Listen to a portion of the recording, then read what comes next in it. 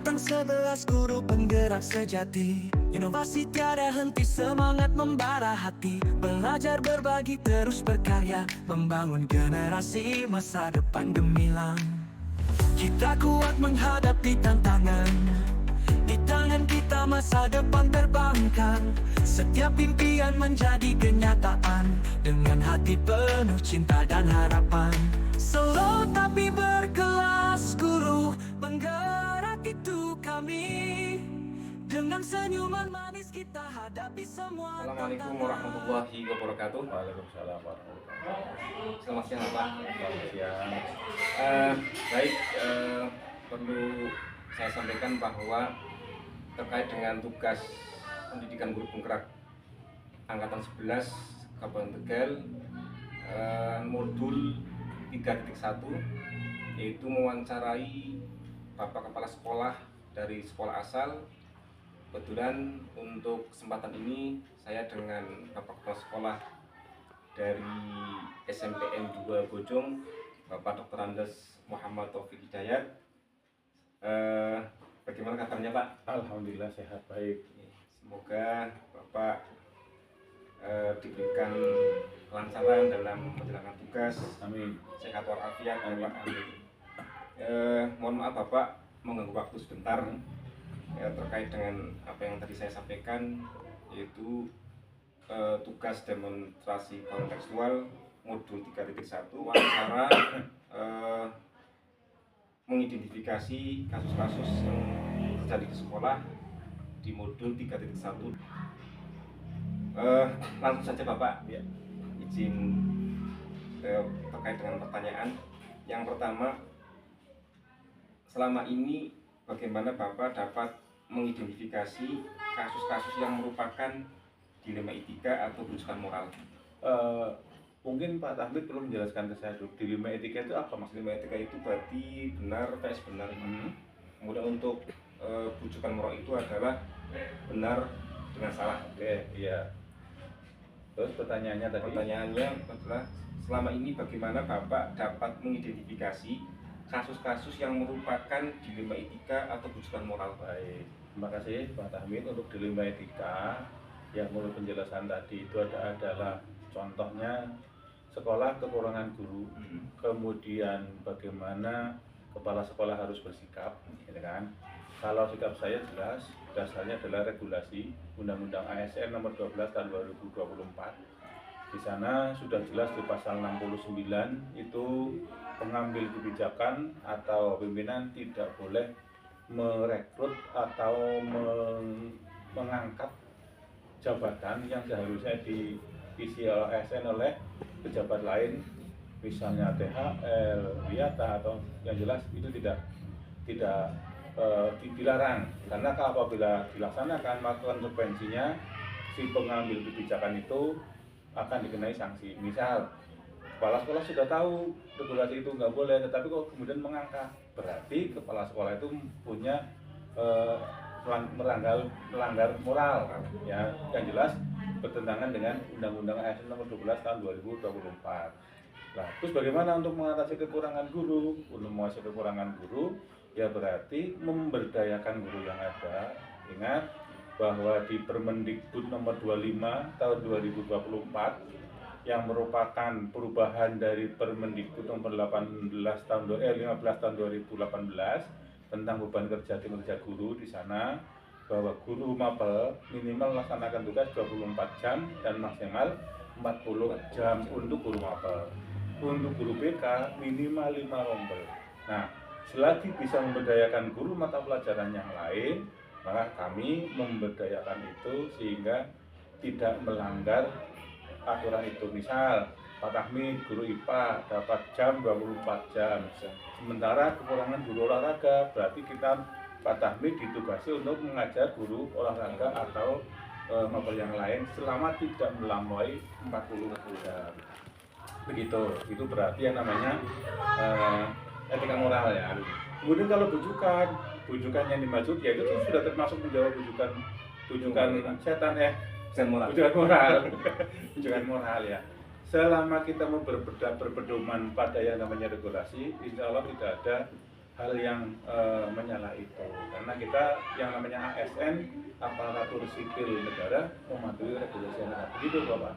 Iya, terima kasih Bapak. Jadi intinya tadi dari segi hukum gitu ya Pak, Iya, sehingga iya. tidak kasus itu terus tidak melanggar hukum terkait Iya. dengan keputusan dari Iya, Bapak. betul. Terima kasih Bapak. Iya. Kedua, untuk pertanyaan kedua Bapak, selama ini bagaimana Bapak menjalankan pengambilan keputusan di sekolah Bapak, terutama untuk kasus-kasus di mana ada dua kepentingan. Ya.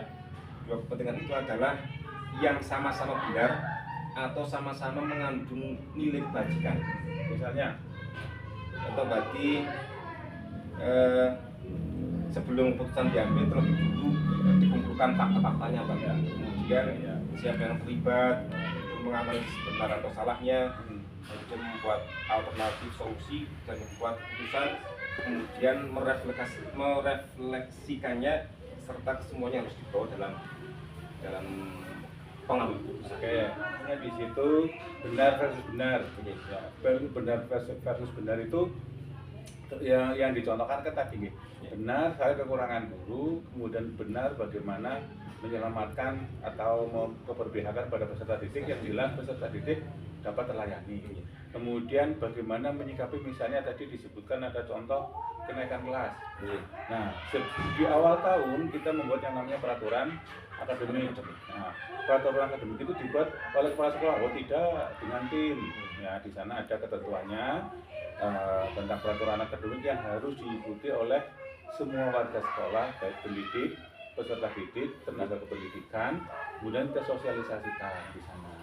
Sehingga sebelum pengambilan keputusan, kita kembali ke rujukan itu tadi, di peraturan akademiknya bagaimana, pelaksananya bagaimana, dan yang diambil keputusan seminimal mungkin tidak berakibat berdampak pada lingkungan tersebut. Sehingga fakta-faktanya ya kembali ke regulasi yang ada. Karena kita sekali lagi sebagai aparatur yang bekerja di instansi pemerintah ya regulasinya ke situ. Begitu Bapak. Ya, terima kasih Bapak. Jadi untuk prioritas tadi yang dicontohkan oleh Bapak terkait dengan benar dulu ya, kaitan dengan kurang dulu, kemudian keterpihakan pada guru dalam pelayanan harus diperhatikan. Kemudian yang ketiga Bapak, untuk pertanyaan yang ketiga, langkah-langkah atau prosedur seperti apa yang Bapak biasa lakukan selama ini? Yang pertama kami menerima laporan. Ya, laporan dari yang bermasalah, laporannya seperti apa. Kemudian kita bahas seminimal mungkin dampak negatifnya.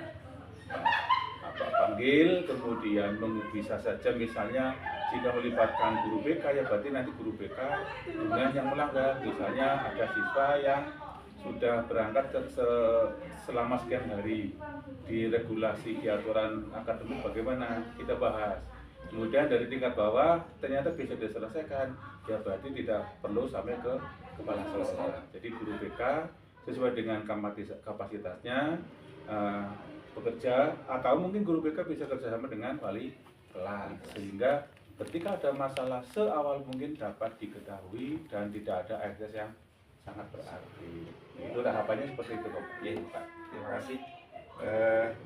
Selanjutnya Bapak, untuk pertanyaan keempat, hal-hal apa saja yang selama ini Bapak anggap efektif dalam pengambilan keputusan pada kasus-kasus dilema etika? Alhamdulillah selama ini kan tidak ada yang terkait dengan dilema etika ya. Alhamdulillah tidak ada, karena kami sesuai dengan regulasi yang ada. Itu tadi tahapan-tahapan awal mungkin bisa menerima laporan dari siswa, bisa juga menerima dari laporan pembina ekstra, bisa juga menerima laporan dari wali kelas dan bisa diselesaikan di situ.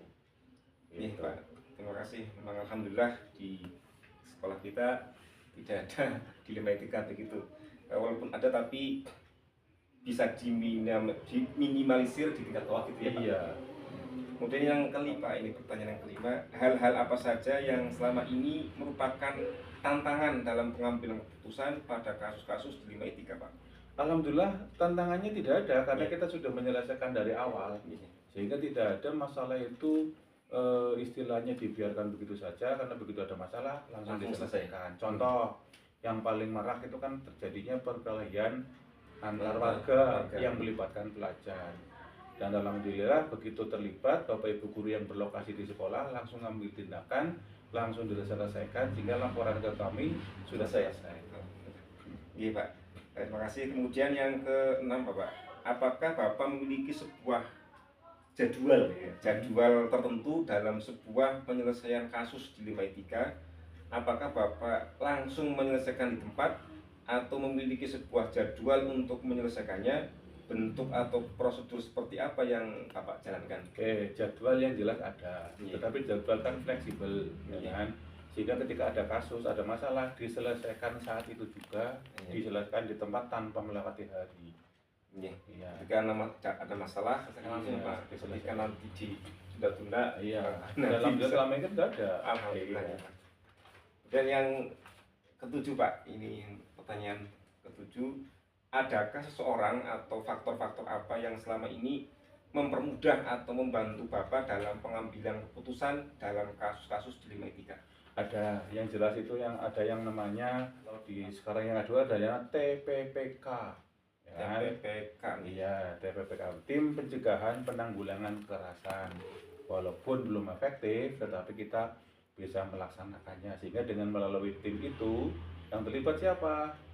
Wakil kepala sekolah, kemudian koordinator kesiswaan, kemudian guru agama, kemudian guru PKN, Iya. ya, kemudian perwakilan dari siswa. Ya, yang belum terlibat aktif adalah perwakilan dari orang tua. Itu tim itu yang nanti akan menangani ketika terjadi hal-hal yang tadi dikatakan dilema etika. Jadi ada di sekolah kita ada TPPK, yaitu Tim Pencegahan Penanggulangan Kekerasan. Ya. Dan tadi disebut oleh Bapak hal-hal yang terkait tadi yang terlibat, diantaranya tadi guru PKN, kemudian waka kesiswaan gitu ya Pak. Kemudian ada lagi guru BK begitu. Kemudian yang terakhir Bapak, ini pertanyaan yang terakhir, dari semua hal yang telah disampaikan, pembelajaran apa yang dapat Bapak petik dari pengalaman Bapak mengambil keputusan di Limai 3? Wasyawirhum fil amr. Segala sesuatu itu dimusyawarahkan, dikasihkan untuk meminimalisir permasalahan yang kemudian hari akan mengalami. Ininya adalah komunikasi. Itu selesai. Terima kasih Bapak atas waktunya. Mohon maaf apabila ada pertanyaan yang kurang pas di hati Bapak, dan saya selaku dan guru, dan kebetulan saya sedang menempuh pendidikan guru penggerak. Mohon maaf dan terima kasih Bapak atas waktunya. Saya akhiri. Assalamualaikum warahmatullahi wabarakatuh. Waalaikumsalam warahmatullahi wabarakatuh.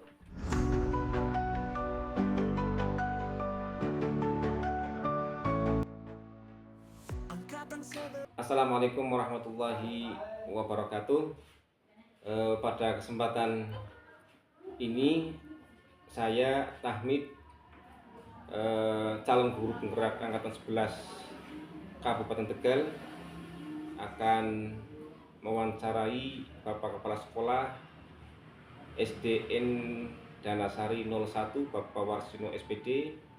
Dan pada kesempatan ini berarti saya mewawancarai kepala sekolah yang kedua dari sekolah lain di SDN Danasari 01, yaitu Bapak Warsino SPD.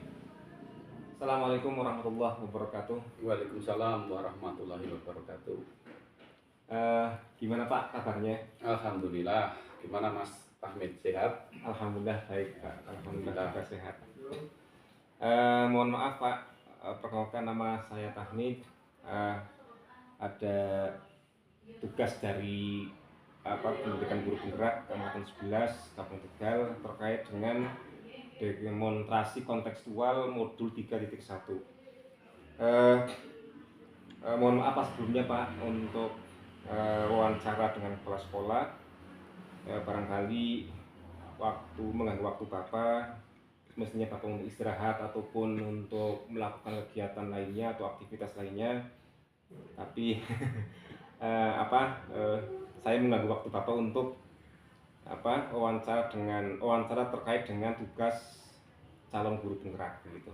Iya. Kira-kira bisa ya Pak? Ya, untuk siap, wawancara? bisa, insya Allah bisa Mas. Iya.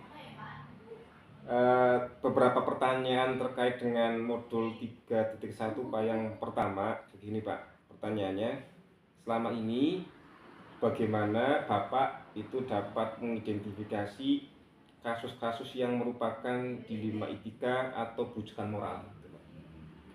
Ya, untuk melakukan identifikasi setiap yang ada di sekolah kami, tentunya kami langkah pertama kami melakukan identifikasi terhadap kasus tersebut. Apakah kasus tersebut itu memiliki aspek pelanggaran hukum atau tidak? Tentunya seandainya dalam kasus tersebut itu ada pelanggaran hukum, terus ada pelanggaran terhadap peraturan atau kode etik, tentunya itu termasuk atau bisa dikategorikan kasus tentang bujukan moral. Tetapi ketika kasus itu istilahnya benar melawan benar, tentunya itu dikategorikan dalam dilema etika. Jadi Bapak ketika melihat atau mengidentifikasi kasus itu dilihat dari segi hukum seperti itu ya Pak? Apakah kasus tersebut melanggar hukum, kemudian menentukan bujukan moral atau benar antara benar dengan salah, kemudian benar dengan benar gitu ya Pak? Itu kami dasarkan pada hukum.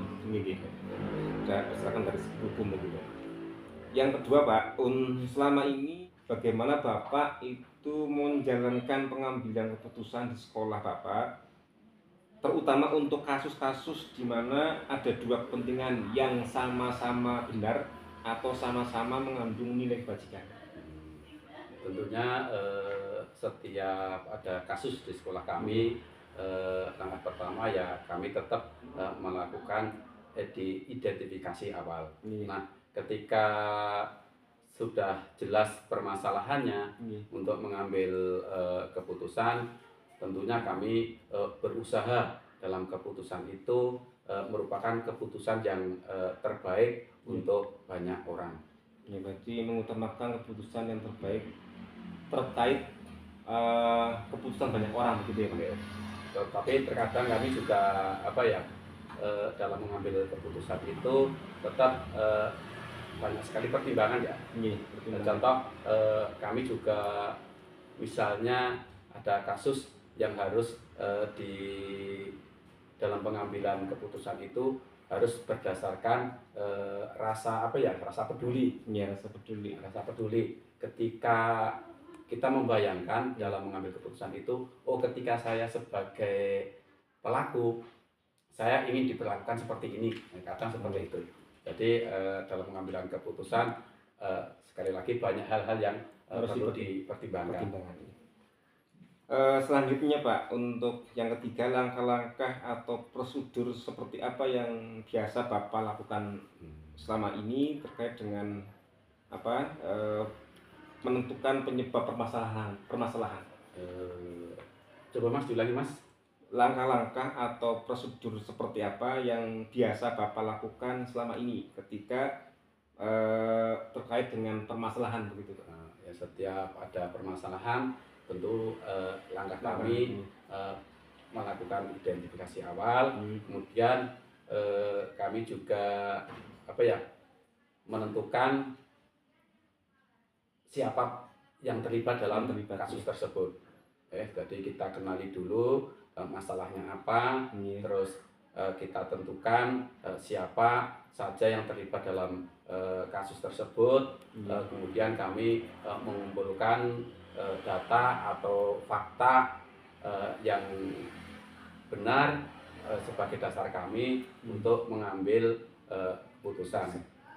Kemudian setelah data-data itu terkumpul, kami tetap mengadakan pengujian benar atau salah dengan melakukan mungkin ada uji legal atau mungkin dengan uji regulasi atau mungkin dengan uji publikasi atau juga bisa dengan uji panutan yang selama ini kami jadikan prosedur dalam pengambilan keputusan.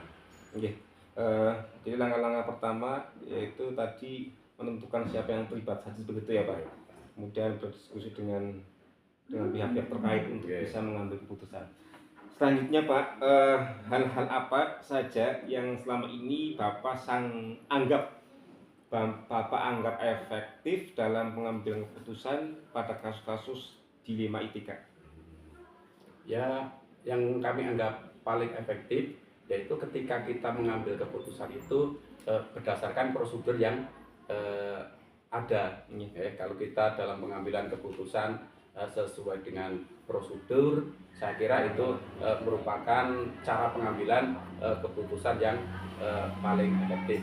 Kemudian selain itu kami juga sering mengadakan komunikasi untuk menjalin komunikasi dengan warga sekolah, dengan orang tua, dengan komite, dengan stakeholder, terutama dengan komunikasi dengan orang-orang yang secara tidak langsung terlibat dalam permasalahan tersebut. Karena dengan komunikasi, insya Allah segala kasus permasalahan yang ada di sekolah itu bisa diselesaikan.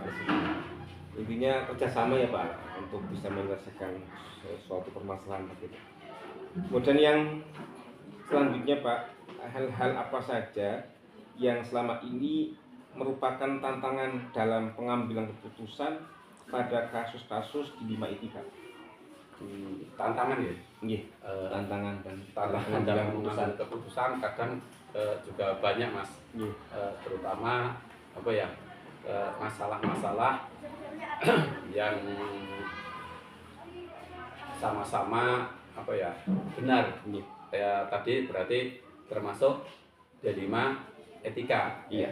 Tetapi ketika masalah itu harus diambil keputusan, maka kami juga berusaha mengambil keputusan itu yang saling menguntungkan kedua belah pihak.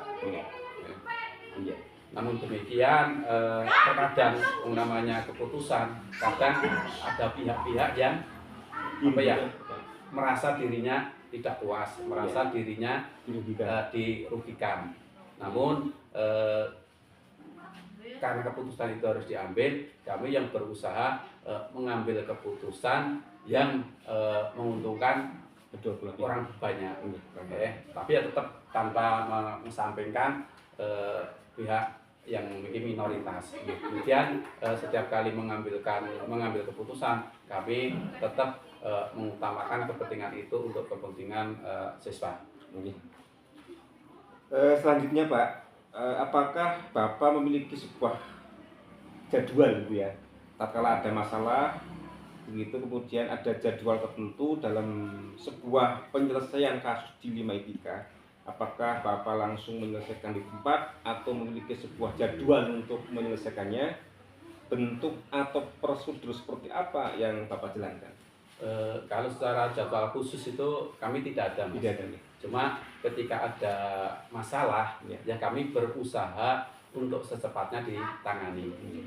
Karena prinsip kami setiap ada masalah, kalau apa ya, cara penyelesaiannya itu diulur-ulur, barangkali itu masalah justru akan semakin bertambah atau semakin membesar. Jadi ketika ada masalah, kami berusaha untuk secepatnya menyelesaikan. Nah, ketika ada masalah yang apa ya, tidak bisa diselesaikan pada waktu itu, ya kami tetap berusaha menggunakan prosedur yang ada. Kami berusaha apa ya, selalu komunikasi dengan orang-orang yang terlibat, atau mungkin kita minta bantuan atau minta apa ya, bahasanya minta arahan dari atasan saya, misalnya untuk dari pengawas. Baik Pak, kemudian yang pertanyaan selanjutnya adalah, adakah seorang atau faktor-faktor apa yang selama ini mempermudah atau membantu Bapak dalam pengambilan keputusan dalam kasus-kasus dilema etika Pak? Faktor-faktor yang membantu saya dalam mengambil keputusan yang terkait dengan dilema etika. faktor yang membantu yang jelas itu dari keterbukaan. Setiap ada masalah, ketika kami identifikasi dari pihak-pihak yang terlibat itu ada komunikasi, terus ada keterbukaan. Nah, itu sangat membantu saya di dalam mengambil keputusan. Kemudian dari teman-teman, dari warga sekolah, dari komite, itu kadang juga melalui komunikasi, kadang sering memberikan pandangan, memberikan solusi-solusi dalam pengambilan kebijakan.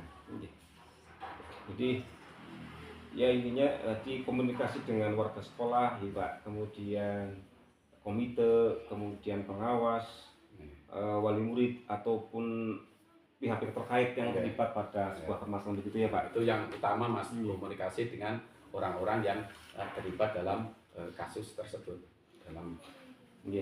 Terima kasih Pak. Terus kemudian ini terakhir Pak, pertanyaan yang terakhir, dari semua hal yang telah disampaikan Bapak, pembelajaran apa yang dapat Bapak petik dari pengalaman Bapak mengambil keputusan di Lima Etika?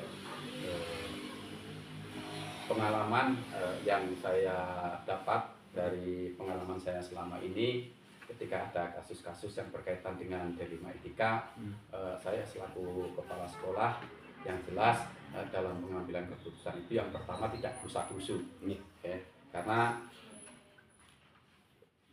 dengan gerusa-gerusu kadang keputusan kita itu merasa kurang tepat, apalagi ketika ada masalah kita mengambil keputusan dalam keadaan emosi. Kemudian saya selaku kepala sekolah juga tidak menyepelekan setiap masalah yang ada di sekolah kami. Kemudian jangan menunda-nunda penyelesaian masalah. Ketika itu masalah bisa diselesaikan ya segera diselesaikan. Terus dalam menyelesaikan masalah gunakan prosedur yang ada, dan jalin terus komunikasi antara sekolah, orang tua, wali murid, stakeholder, dan lingkungan masyarakat sekitar. Karena dengan komunikasi yang baik, tentunya setiap permasalahan apa saja bisa diselesaikan dengan baik. Kemudian dalam pengambilan keputusan tentu pertimbangan yang matang, yang terukur, kemudian berorientasi pada siswa. Kemudian dalam mengambil keputusan tentunya kita harus berpikir kita siap untuk mempertanggungjawabkan setiap keputusan yang kita ambil. Terima kasih Bapak atas waktu yang diberikan terkait dengan tugas saya sebagai mengikuti pendidikan guru penggerak. Semoga bermanfaat bagi saya untuk bisa tadi terkait permasalahan di sekolah Bapak yang tadi Bapak sampaikan. Ya, terima kasih kembali Mas Tahmid. Mudah-mudahan apa yang saya sampaikan bisa menjadi bahan ya untuk menambah pengalaman, untuk wawasan Mas Tahmid untuk melanjut ke depannya. Mudah-mudahan sukses untuk Mas Tahmid. Amin Pak. Terima kasih atas waktunya nih Pak. Terima kasih kembali. Mohon maaf mengganggu waktu Bapak. Enggak apa-apa. Dan saya akhiri. Assalamualaikum warahmatullahi wabarakatuh. Waalaikumsalam warahmatullahi wabarakatuh. Terima kasih ya atas kehadirannya Mas ya.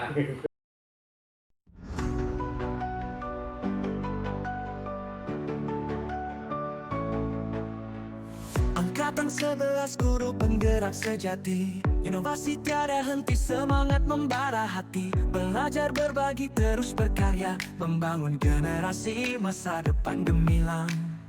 Kita kuat menghadapi tantangan, di tangan kita masa depan terbangkan. Setiap impian menjadi kenyataan, dengan hati penuh cinta dan harapan. Slow tapi berkelana.